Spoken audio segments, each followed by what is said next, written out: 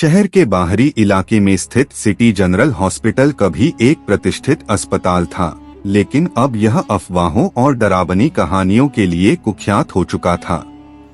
इस अस्पताल का एक हिस्सा, खासकर ऑपरेशन रूम नंबर 7, रहस्यमय घटनाओं का केंद्र था। मरीज, नर्सें और डॉक्टर सब इसे लेकर डरे हुए थे। लेकिन असली खौफनाक बात यह थी कि रात के ठीक 2:10 बजे ऑपरेशन रूम नंबर 7 से अजीबोगरीब आवाजें आती थीं, चीखें, कराहटे और कभी-कभी एक ठंडी हंसी। अनीता, एक 26 साल की जिंदादिल और तर्कशील लड़की, ने हाल ही में इस अस्पताल में नौकरी ज्वाइन की थी। वह भूत प्रेत की कहानियों पर यकीन नहीं करती थी। पहले दिन ही उसकी सीनियर नर्स सीमा ने उसे एक चेतावनी दी, रात में ऑपरेशन रूम नंबर 7 के पास भी मत जाना। अनीता ने हंसते हुए पूछा, क्यों? वहां क्या है? सीमा ने एक ठंडी सांस ली और बोली, वहां कुछ है जो हमें नहीं देखना चाहिए। अनीता ने इसे अफवाह समझकर नजरअंदाज कर दिया, लेकिन जल्द ही उसे एहसास हुआ कि यह सिर्फ एक कहानी नहीं थी। रात की शिफ्ट के दौरान घड़ी रात के 2:10 बजा रही थी। अस्पताल की सभी लाइटें धीमे धीमे टिमटिमा रही थीं। अनीता अकेली थी और अचानक उसे ऑपरेशन रूम नंबर 7 के पास से कुछ अजीब महसूस हुआ।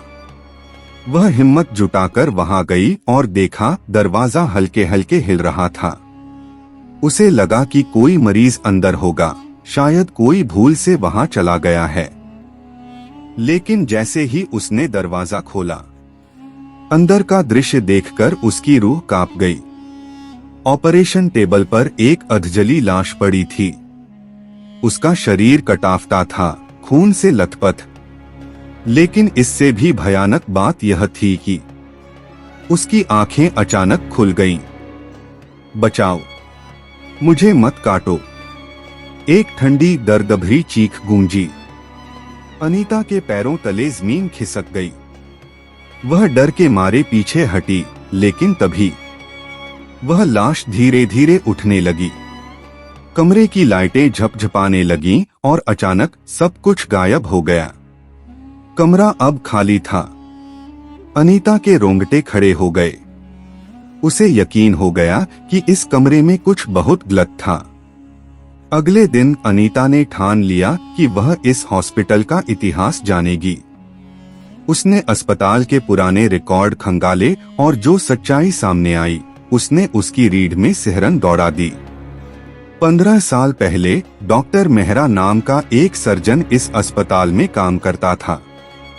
वह मानसिक रूप से बीमार था और अमरता का जुनून उसके सिर पर सवार था। वह मरीजों पर खौफनाक प्रयोग करता, बिना एनेस्थीसिया दिए उनके अंग निकालता, उनका दिल धड़कता छोड़ देता।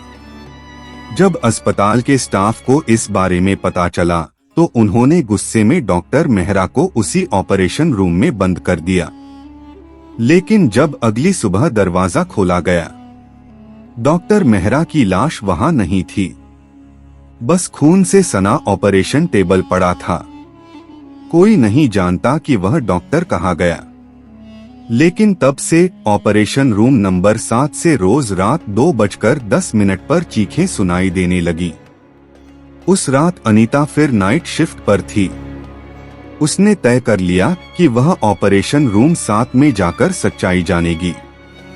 जैसे ही घड़ी 2:10 पर पहुंची, उसने ऑपरेशन रूम 7 का दरवाजा खोला।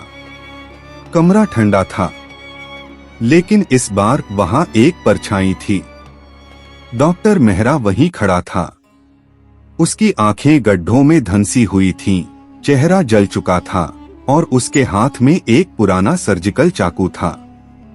आओ नर्स, तुम्हारा भी ऑपरेशन करना है।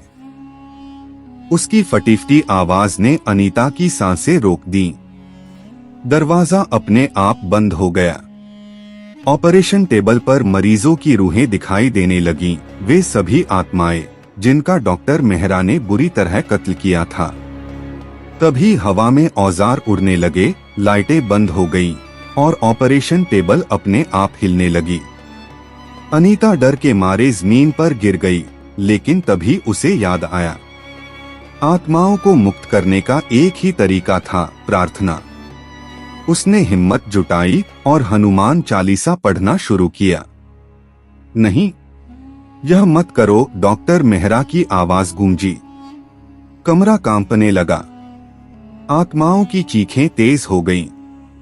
अचानक एक जोरदार धमाका हुआ और सब कुछ शांत हो गया।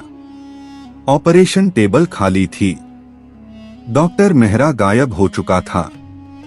अगली सुबह अस्पताल के स्टाफ ने नोटिस किया कि ऑपरेशन रूम नंबर 7 से अजीब घटनाएं अचानक बंद हो गई थीं। लेकिन कुछ महीनों बाद एक नई नर्स ने रात 2:10 पर ऑपरेशन रूम से किसी के हंसने की आवाज सुनी।